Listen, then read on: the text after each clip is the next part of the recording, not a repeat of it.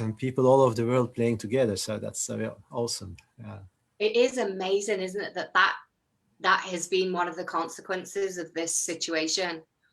Yeah, yeah. I mean, if you really like to do online improv, it's a golden time. Although it's a really bad time, it's for that particular thing. You can do improv every day of the week, and as much as you want, basically. So, and meet all these wonderful people, people you otherwise would never have met before. So that's Yeah, it's it's just quite great. incredible. Yeah, it always blows my mind that yeah, my mind is blown every single day when I'm like in a workshop or teaching a class, and it's like people from all over the world, or I can Yeah.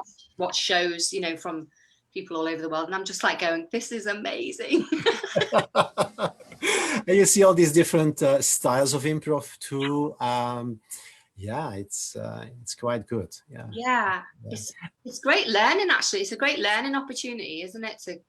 Because we soak up how to do things by watching others and stuff. Yeah, exactly. And you're not just local anymore. Yeah, if you improvise with people from the States or from India or the Philippines or wherever, it's yeah, yeah, so much Yeah, different, so much in synergy you get from that, which you otherwise, yeah, would not be yeah, exposed to. And I think that's a good thing, to be exposed to as many, yeah, backgrounds and geographical and yeah, cultures and everything. So yeah. that's awesome. I Yeah. know, what an amazing thing. Awesome. Okay, cool. Well, we are live on Facebook. So, Okay. hello, and why don't you introduce yourself to the world?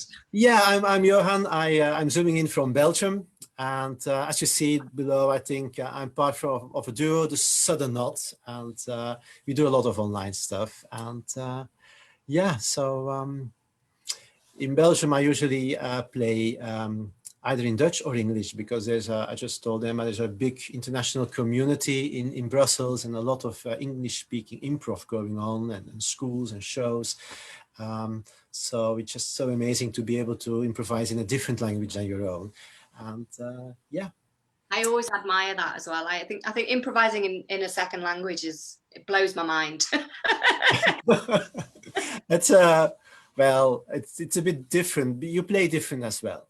I think. Right. That's Yeah, interesting. sometimes more physical. Sometimes you are completely in the dark if you don't understand the word or something. Uh, a couple of weeks ago, we started the scene, and the first thing, the word they used, it was with an English troupe. I didn't understand, but the scene was about that particular word. So that's always a challenge, yeah. Yeah. But fortunately, when you switch your camera off, you can Google a word. One advantage of doing Zoom Prov is like you can take notes, you know, the things that you couldn't do live in person. Yeah. Oh, it's funny. That's great. Wow. Awesome. Well, Johan, here we go. I'm going to, well, I've just pressed the button so I can see that our word is hiccup. Hiccup. Hiccup. Yeah. Okay. So, Hiccup. yeah. So we can turn our cameras off and Okay. we'll go for 10 minutes or so, and then we'll have a chat after. Okay, that's fine. Oh, brilliant. Okay.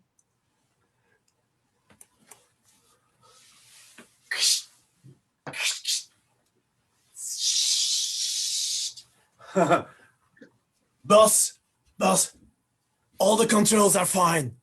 All the controls. Okay. Good. Because I mean, I'm super nervous. Really nervous. Don't be. The nuclear power plant is running at full capacity. Okay. Are you sure? I mean, I don't want to botch this up. I mean, I don't want any hiccups. There are no hiccups. This is my first promotion, so I'm just very nervous. I want everything in the reactor to go well. We are all here. The team is here for you. You know, we all admire you, and we're all happy you're in that position. Okay. And do you know what the guys are telling? What? Yeah. This was a brilliant idea you had to fix the problem with some duct tape. Well, I mean, I don't think it's been scientifically proven yet that duct tape works, but I mean, we could just try it, right? I mean, what could go wrong? What could go wrong in a nuclear power plant? Nothing at all, yeah, nothing at all. What happened in Chernobyl, to be honest, Oh, wow. That's what's one-off thing. Oh yeah, what a one-off thing, and it's ancient history. I mean, the technology now is much advanced. It is. We all these safety measurements and all these automatic things, and everything will switch off automatically anyway when there's a problem. Yeah. I feel like I need to apologize to you, John, because I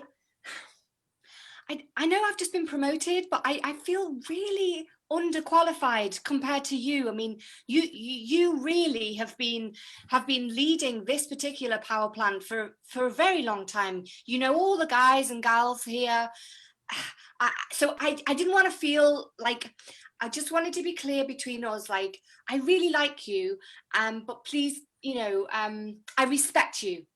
I just respect you a lot. And I didn't want to step on your toes. It was just, head office just gave me the promotion. So I needed the money, so I took it. It's a very painful thing for me, Mary. It's a very painful thing for me. Oh dear. Because I wanted this promotion too. Yeah. Now I know everything. We did the exam. Yeah. I mean, and you had all the points. Yeah. And I failed on a lot of them. And then we had the interview. Yeah. And you know how I am with interviews. Yeah, I'm stuck. I know. I thought that might be where your downfall was the interview. But so it's okay. You have the job. I respect you too for that. You're the best one. But it hurts. I'm sorry. I mean, am I the best one though? I mean, between me and you, John, I mean, let's be honest, you're the best person for the job, for the promotion. It's just that in the interview, you know, you became very obsessive about data, and that just it is important, you know. Yeah, but in an interview, they kind of just wanted to know about you, you know, who you are, and you know, rather than just overwhelm them with sort of nuclear reactor data, which I'm sorry, I'm just writing down figures, you know. Yeah. I'm sorry I took this job. I think in theory, let's say like on paper I have the promotion, but in reality we know that you're the boss. I mean, we know really that you have all the information. I can't accept that, Mary. You have the responsibility.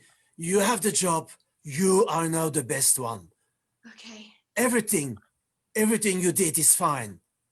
Mm-hmm. And that duct tape solution of that pipe, you know, with cooling water in block C, I would have done the same, you know? Yeah. I would have done the same. I can just, John, the flashing light there where it says alpha beta 95.2%. I mean, is that meant to be flashing red? Usually I knock, and then the flashing lights probably is something with a malfunction in the circuit. It doesn't go on now. Oh no, it's increasing. That doesn't look great, John. Hey, wait, I've got some blue tack. Try blue tack. Yeah, try the blue tack. Together with the duct tape might work best. Yeah. It's out. Is it all right? It's out. Okay. You see, that's what I mean. Mm-hmm. Your solution solved the problem. Your idea. Yeah. You know what I would have done? I would have used duct tape again. Right. And that's not good.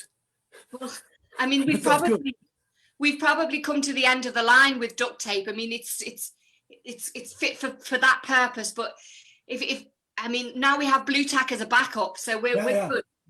I mean, the volume of duct tape is as big as the pipe already. Yeah. No, Mary, Yeah. I felt very bad about that promotion. I admit it. But truly, you're the best for the job, you know. You're the best one. I mean that. Really. I mean that. Because yes, I look at all the data and all the figures all the time, Yeah. but I lose myself in the details. Yeah. You have the big picture.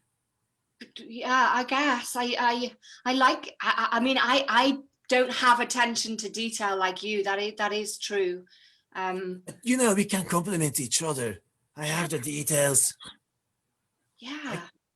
And you have the global view, Yes. the high level thing, you know, the helicopter view. I mean, we will be a good team. I know that. Okay. Is it? That's the. Does the dial is gone into the red there, John? It's just that's bad, right? I think that's bad. Something. This is bad. Okay. Okay, this is really bad. I just want to say that it was so nice working together. What? Wait, you mean when you say it was bad, it was catastrophically bad? Is this catastrophic? We have to call the emergency.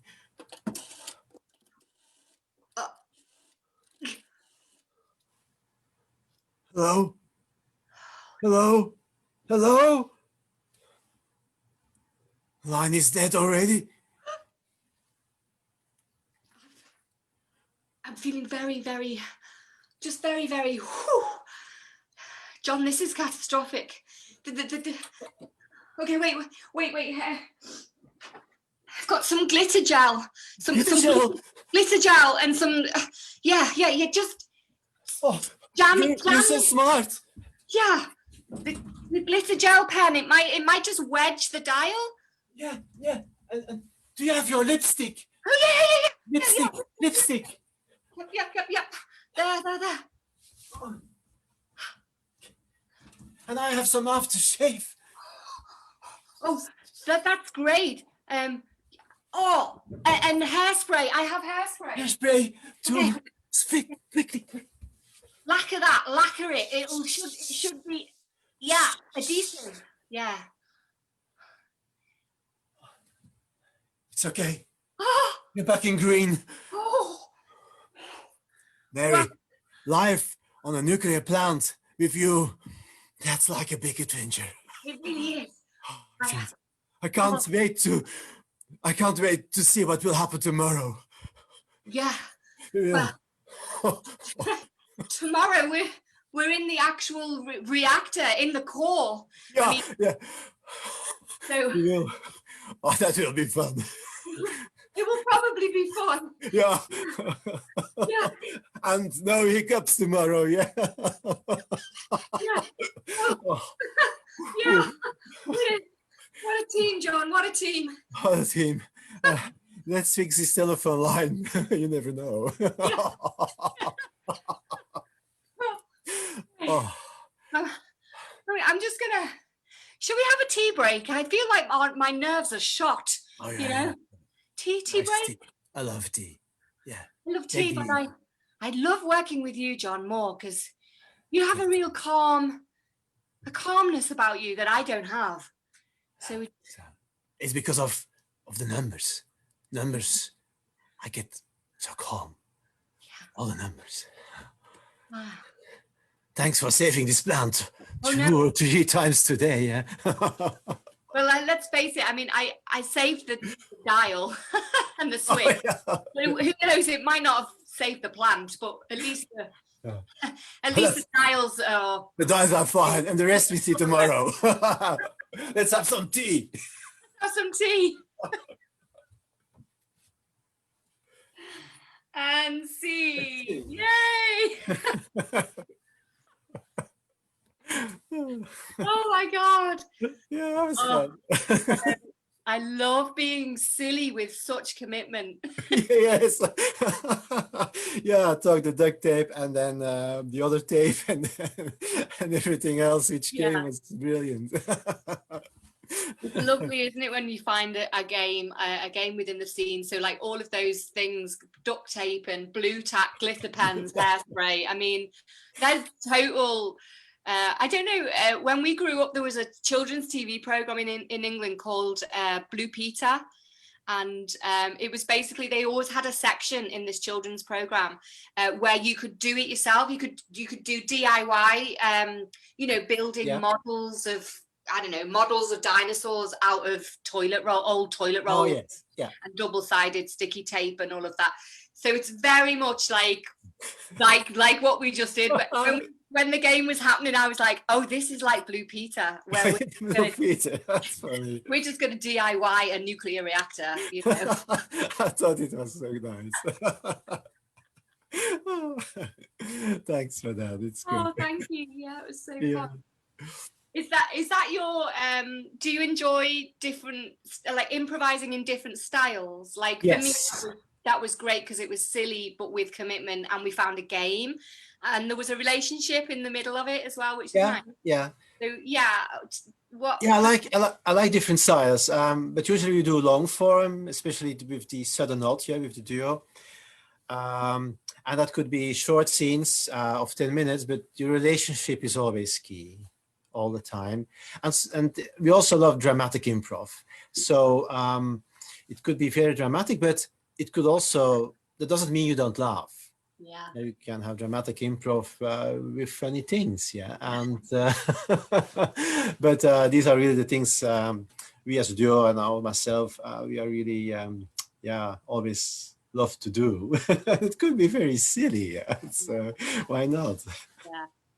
Oh wow. And so how tell us about the Sudden Knot then, your duo team. Yeah, so the Sudden Knot, we exist about a year. Myself and Desi, so the other duo half, we've met in Brussels during a workshop somewhere in September last year, and then we started to message each other, and then the idea came to start with a duo, and we are really into long form, like a show of 45 minutes where we build a story and a bit of a narrative. That's the thing we really like to do. But of course, with the pandemic, we only had 2 shows on stage, which is very, very unfortunate, especially when you start with something. But already in March, we went online. At first, we improvised with Zoom and we recorded it, and then we put everything online. And then we started with live shows once a week. Every Friday, we did a live show, always a narrative of 45 minutes. And it was so much fun. And then we started applying for festivals. So we played at the Dramatic Improv Festival, Improv as its best in the States, the Extreme Improv, we were there as well. And that's so much fun because you're not just live on your page, but you're also live on the page of a festival. So we really like doing that. And then we had the idea, because we saw it happening on Zoom and Facebook and whatever, that like you do, people invite other people and they have a scene together and have a chat. And we thought, we saw it with you and John Newman and Natalia Montgomery and Velvet and so many people. And so we thought, let's do that too, but as a duo, inviting a guest. And we really like to play with everyone. So now we have about 3 live streamed performances a week. Wow. We call that hashtag playing together, hashtag helping each other. That's the thing. It's 50-minute scenes with the 3 of us, and then 50 minutes little chat like we are just doing right now. And it's so much fun because you see, you play with all these other people. And the idea is that in those 50 minutes is like a bit of like a short, long form. We build a story together. and we enjoy that so much. So, and it's all live streamed on our Facebook page, The Sudden Nod. And we always say, if you like to play with us, or people who are watching this would like to play with us, just let us know, and we schedule something in the future. This is what this is so what is one of the things that's so great, isn't it, about being online, is like we haven't met before. We just got, we just dropped each other a message, and it's like, and then we schedule it and make it happen. Yes. And it's just such a beautiful way of making connections, Yeah. And it's always amazing because you never have played with someone, and then but you're both improvisers, and you have this sort of common base and understanding of things, and then you just play, and it works. That's so good. It's like we just play and it works. Yeah, that's so good. I mean, it's like little children, because when you're young, you play with everyone, and you don't have any thoughts or whatever, and it's only when you get older you forget how to play. So, and that's something which I enjoy so much with improv. You just play, and and the moment, like now, you're in the nuclear power plant, you forget about everything. You just there. Right. 100%. Like, I think improv for me is probably the one thing that I do that is very, very immersive, mindful practice. It's the time whether I'm teaching or performing in improv, I am not thinking about anything else at all. It's so direct. It's so right now in this moment, this is what is happening. Yes. And I don't have, because I mean, I don't meditate or anything like that. I don't do any other kind of what you might call a mindful practice. But improv is my mindful practice. It's like the only thing really where I'm just completely in the zone, in a flow state, Yeah, no, I understand it completely. That's, for me, it's exactly the same. It's right. And it's like, the first moment. So I started with improv 3 years ago, with the first session in improv, and I still remember the first day. It was a full day. It was a summer workshop. After 1 hour, the teacher he's very good. He had built a complete trustful environment with all the people. With 14 or something. In less than an hour, it was really unbelievable how he did that. And then you start playing scenes, and from the first moment you're hooked, and powerful, isn't it? It's really very powerful. Yeah. I think especially when it's like you say, it's like 14 strangers in a room doing improv, and within an hour there's like this kind of force field of trust and play and around you. You're in a bubble of a bubble of really nice, mindful, trusting playfulness. And that happens within an hour with strangers. I mean, it's so cool.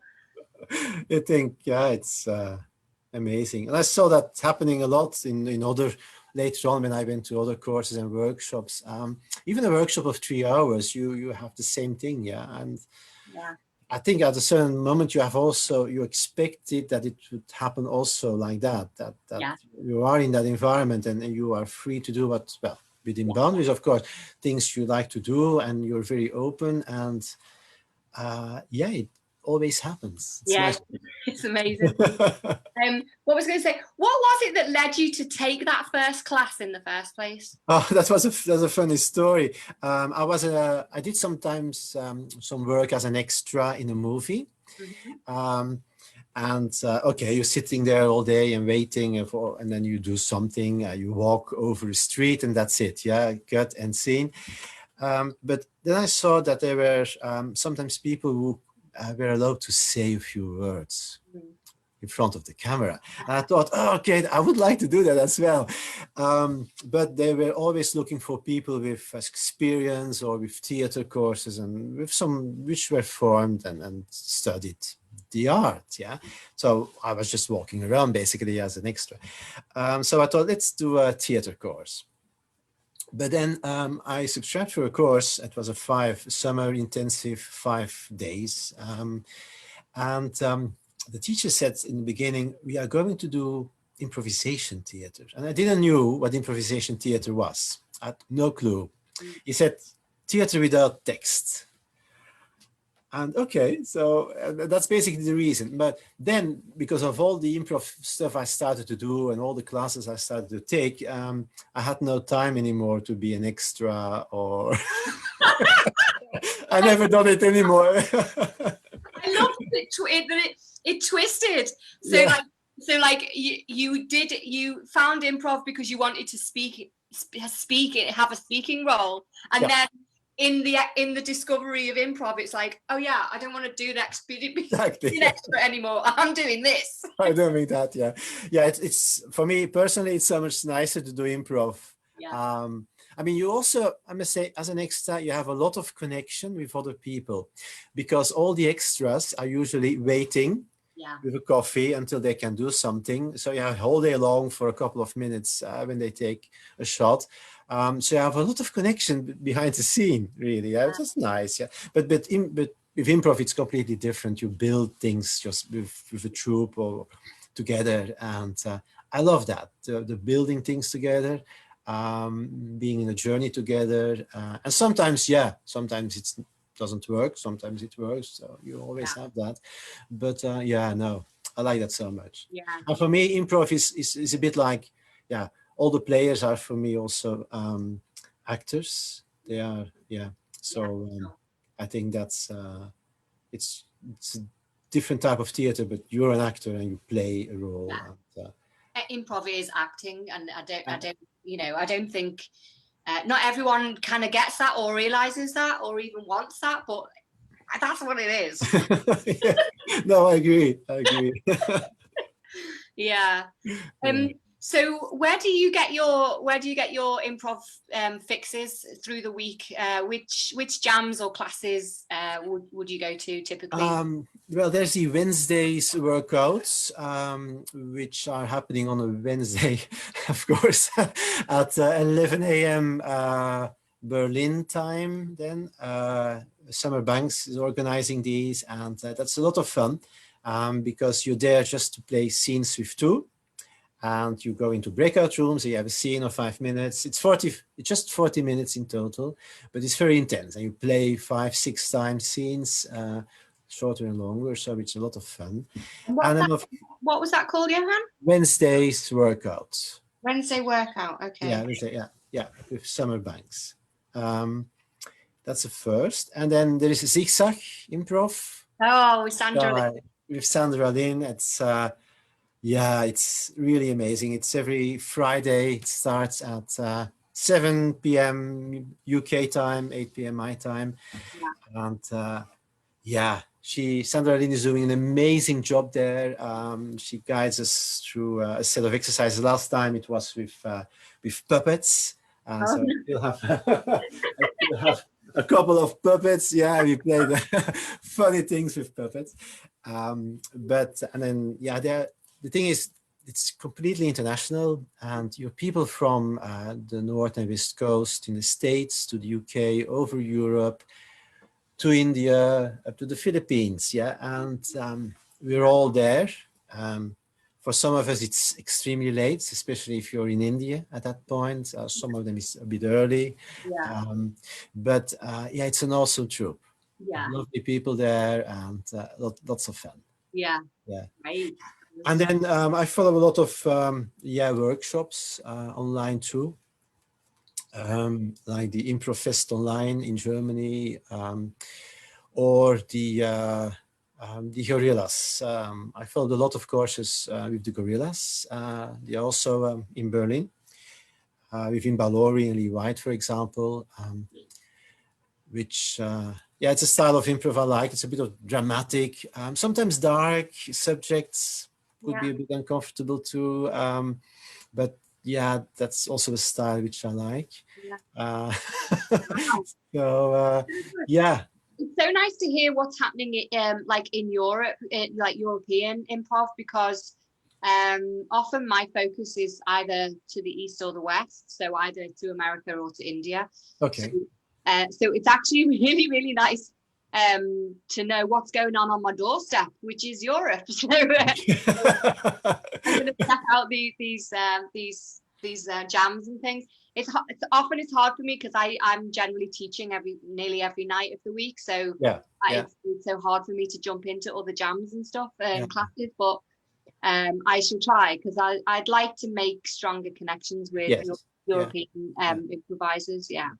These are just a few examples. There are so many more. I think there's something in Oslo. There's something in Russia too, where you can jam. I haven't done those yet, but there's so much opportunity. So much going on. I know. We need more days in the week or hours. Oh, yeah. You know, if 2 jams a week and 3 times #playing together, and then the rehearsals which we do as a duo twice a week, that's already 7 things. That's amazing. It was so nice to meet you, Johan, and thanks for playing that gorgeous scene. It was such fun. Thanks Emma for having me here. I really loved it. Many thanks. I'm going to stop the live feed so we can say bye to the world. Okay, bye everyone. So I'll just